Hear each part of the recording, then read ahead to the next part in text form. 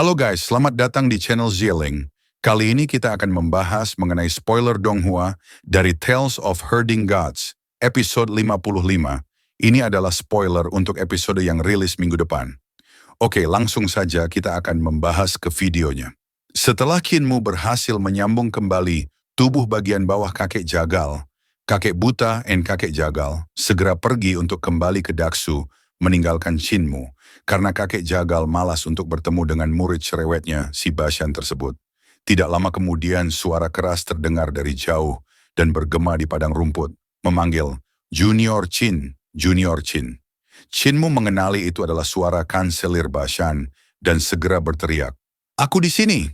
Namun suara kanselir Bashan terus berteriak memanggilnya, dan Qinmu menyadari bahwa kanselir Bashan masih beberapa ratus mil jauhnya. Suaranya bisa mencapai mereka, tetapi suara Qinmu tidak bisa mencapai kanselir Bashan. Ling Yuxiu terbangun dan dengan sigap melepaskan Divine Art api, menembakkan bola api ke langit yang meledak dengan gelombang panas. Qinmu memuji kepintarannya, tetapi tersenyum dan berkata, "Tidak ada gunanya, dia masih terlalu jauh untuk melihatnya." Hulinger dan Banteng Hijau juga bangun. Banteng Hijau mencari-cari kakek jagal dan kakek buta yang tidak ada.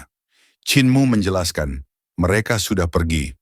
Qinmu yang masih mendengarkan selir Bashan terus berteriak, menghela napas. Ia terkejut betapa besar suara kanselir Bashan dan betapa cerewetnya orang itu.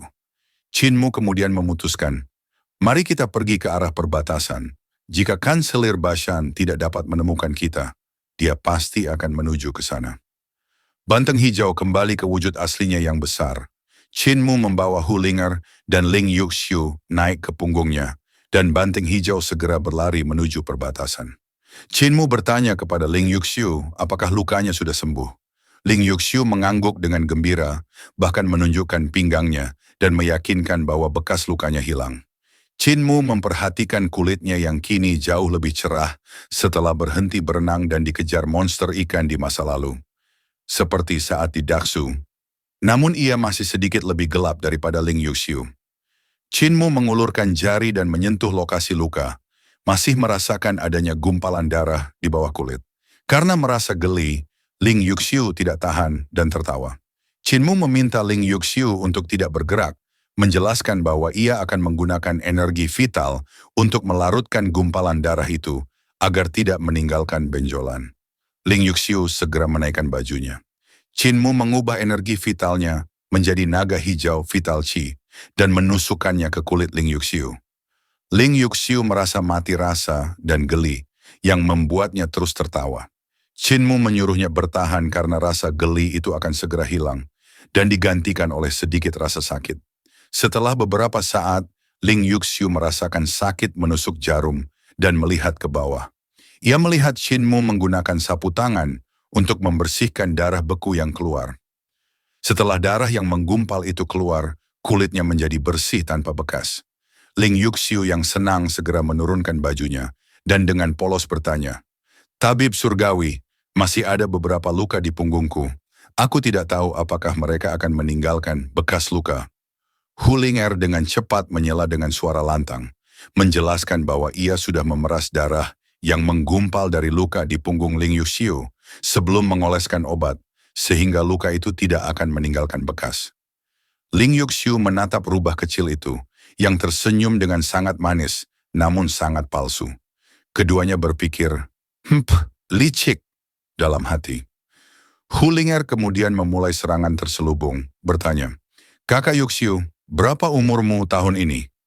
Setelah Ling Yuxiu bertanya balik, Hulinger menjawab usianya 12 tahun. Ling Yuxiu kemudian menjawab, "Aku 16 tahun." Hulinger segera membalas, "Kamu 1 tahun lebih tua dari tuan muda Qinmu." Ling Yuxiu merasa seperti seekor rubah kecil, baru saja menerkam dan memberinya 2 tusukan di hati yang sakit.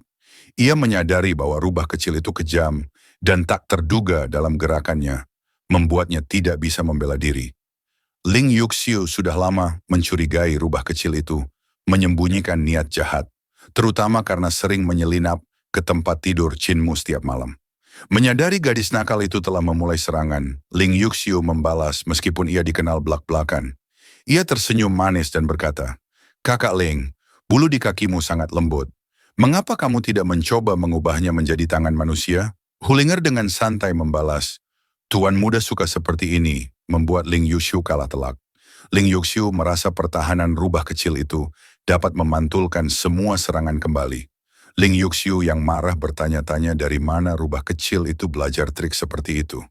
Hulinger merasa bangga, mengakui dalam hati bahwa ia telah belajar dengan para gadis di pavilion sekte surgawi mengenai teknik-teknik persaingan asmara.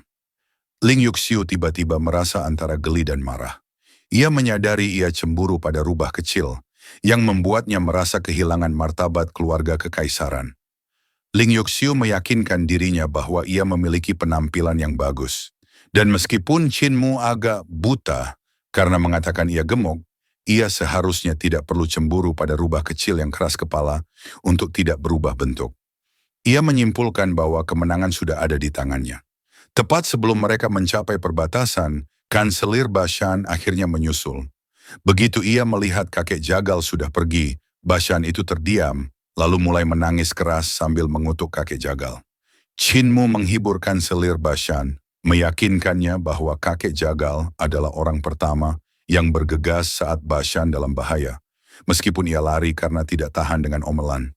Qin Mu mendesak Kanselir Bashan itu untuk berhenti menangis karena mereka sudah mencapai stasiun perbatasan. Namun Kanselir Bashan mulai menyeka air matanya dan mencurahkan semua kesengsaraannya kepada Qin Mu. Ia mulai menceritakan segala hal dan apa saja. Mulai dari hukuman mengompol di tempat tidur saat kecil, detail kultivasinya, hingga membantu Heaven Knife mencuci pakaian dalam, dan insiden mencuri sup bebek dari desa tetangga.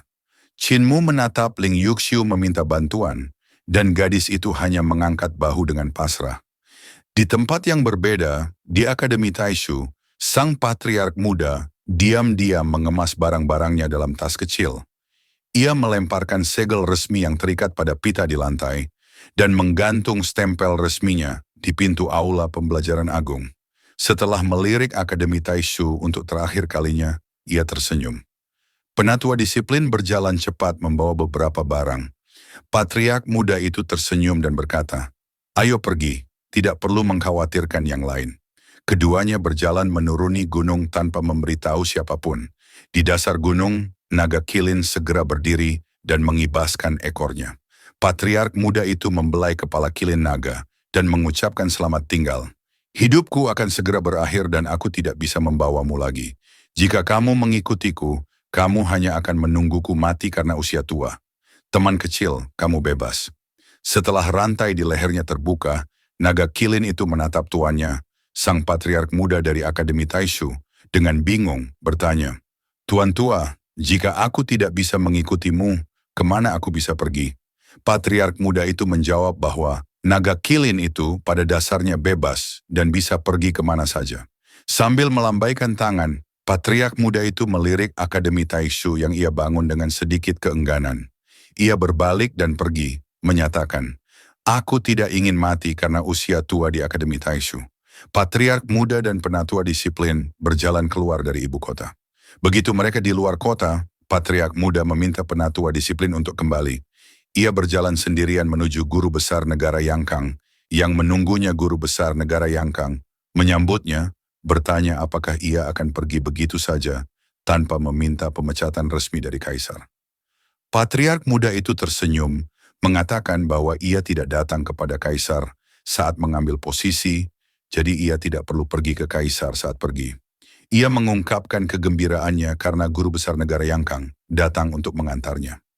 Guru besar negara Yangkang menghela napas, mengagumi ketenangan patriark muda dalam menghadapi kematian, dan menyatakan bahwa tidak ada orang lain di dunia ini yang mengenalnya lebih baik.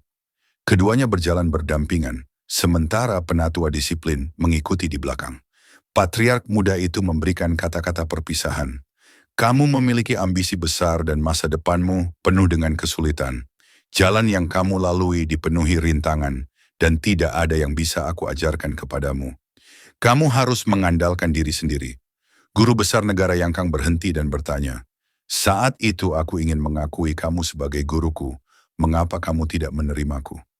Guru besar negara Yangkang mengulangi keinginannya untuk diakui sebagai murid, tetapi Patriark muda dengan tenang menolak. Ia menjelaskan, "Aku tahu kamu akan lebih baik dariku dan memiliki pencapaian yang lebih tinggi daripada aku di masa depan. Jadi aku tidak pantas menjadi gurumu." Patriark muda itu mengakui bahwa guru besar negara Yangkang telah memikirkan hal-hal yang tidak pernah ia capai sepanjang hidupnya. Dan bahkan ia telah belajar banyak hal dari guru besar negara Yangkang. Guru besar negara Yangkang yang merasa bingung dan lelah mengajukan pertanyaan lain. Apakah jalan yang kita ambil jalur yang benar? Patriark muda itu berhenti dan menatapnya. Ia menjawab bahwa di mata apa yang disebut jalur kebenaran, jalan yang mereka ambil, mendirikan sekolah dasar, perguruan tinggi, dan akademi Taishu untuk mereformasi sekte, mengumpulkan ajaran, dan memperlakukan rakyat jelata secara setara, adalah penyimpangan dari jalur kebenaran dan merupakan dosa yang tak termaafkan. Namun Patriark muda menegaskan, di mata kita ini adalah jalan kebenaran. Tidak peduli apa yang orang lain katakan, apa yang benar itu benar, jangan biarkan gonggongan marah dari yang lain salah. Kata-kata ini mengguncang guru besar negara Yangkang.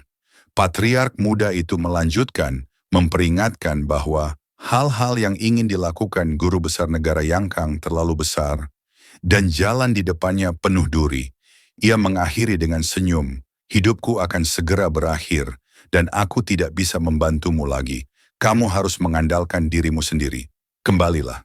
Guru besar negara Yangkang menggenggam kedua tangannya dan membungkuk dalam-dalam. "Terima kasih teman Dao atas dukungannya seumur hidup." Patriark muda membalas salamnya. "Karena kita berjalan di jalan yang sama, kita tentu harus saling mendukung." Guru besar negara Yangkang kemudian berbalik, pakaiannya berkibar tertiup angin dan menghilang ke lautan orang-orang di ibu kota. Setelah perpisahan dengan guru besar negara Yangkang, Patriark muda bangkit dan memanggil penatua disiplin, "Ayo pergi. Sudah waktunya bagi guru pemujaan muda untuk naik ke tampuk kekuasaan." Sementara itu, di perbatasan tembok besar, ekspresi Kanselir Bashan suram saat ia memimpin Chinmu dan Ling Yuxiu ke benteng perbatasan.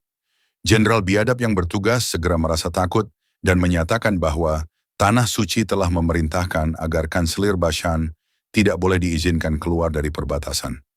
Kanselir Bashan memandang dingin dan bertanya kepada jenderal dan semua pengawal di sekitarnya, "Apakah kalian semua ingin mati?" Ketakutan, jenderal biadab itu terpaksa berteriak, "Buka gerbang!" Kanselir Bashan segera menunggangi banteng hijau dan keluar dari perbatasan. Chinmu menoleh ke belakang dan terkejut melihat seorang pemuda barbar di atas menara gerbang kota sedang berlatih pukulan yang sangat kuat hingga membentuk angin. Pemuda itu, Pangong Cho, melihat Chinmu dan dengan bangga berteriak kepada Kanselir Bashan, "Marshal Khan, namaku Pangong Cho, putra Raja Padang Rumput. Aku pasti akan mengalahkan Marshal Khan di masa depan dan menjadi penguasa Padang Rumput." Kanselir Bashan berbalik, menilai Pangong Cho, dan memujinya. "Semangat yang hebat, teruslah berlatih. Kamu adalah bibit dengan fondasi yang bagus. Tunjukkan serangkaian pukulanmu lagi." Setelah Pangong Cho menunjukkan pukulan lainnya, Kanselir Bashan mengatakan kepada Chinmu bahwa anak ini memiliki kendali yang luar biasa terhadap keterampilan tinju dan kekuatan yang ganas. Ia menyimpulkan bahwa Pangong Cho memiliki bakat tubuh yang luar biasa dan pasti akan menjadi orang yang sangat cakap. Chinmu setuju dengan penilaian Kanselir Bashan tentang Pangong Cho, memuji bakat pemuda itu. Sementara Pangong Cho berlatih dengan semangat setelah menerima pujian, seorang raja dukun dari istana emas Roland tiba di gerbang perbatasan dengan ekspresi muram. Raja dukun itu marah karena jenderal biadab membiarkan Kanselir Bashan lewat, tetapi jenderal itu membela diri, mengatakan bahwa ia tidak berani melawan kekuatan Kanselir Bashan. Raja dukun itu kemudian melihat Pangong Cho yang sedang berlatih dan menjadi terkejut sekaligus senang. Setelah mengonfirmasi bahwa Pangong Cho adalah putra Raja Padang Rumput, ia langsung menyambar Pangong Cho dan berseru, "Bakat hebat, ini adalah konstitusi luar biasa yang dicari Grand Shaman. Anak suci reinkarnasi akhirnya ditemukan." Raja dukun itu membawa Pangong Cho kembali ke istana emas Roland. Grand Shaman juga terkejut dan gembira. Ia segera membawa Pangongso ke aula keramat dan melapor kepada Grand Master bahwa anak suci reinkarnasi telah ditemukan dan memiliki konstitusi yang sama dengan Grand Master, memungkinkan bagi dirinya untuk reinkarnasi di tubuh anak tersebut. Tawa sedih datang dari kuil dan tiba-tiba monster bertulang keluar. Monster itu menempelkan kepalanya ke Pangongso, menyebabkan ledakan yang menggemparkan dunia di benak Pangongso, dan jiwa pemuda itu lenyap. Esensi dari tubuh monster itu berpindah ke tubuh Pangongso. Bersamaan dengan itu, jiwa Grandmaster juga berpindah dan menanamkan dirinya ke dalam tubuh Pangongso. Grandmaster yang kini berada dalam tubuh Pangongso segera memerintahkan muridnya untuk mengatur formasi.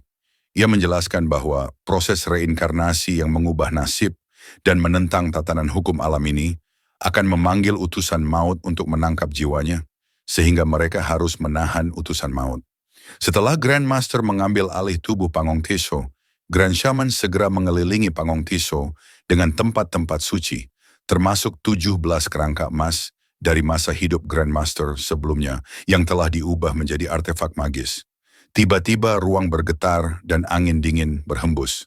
Sebuah perahu kecil perlahan melayang dari dimensi lain, membawa kegelapan tak terbatas dan diterangi oleh lampu hijau redup.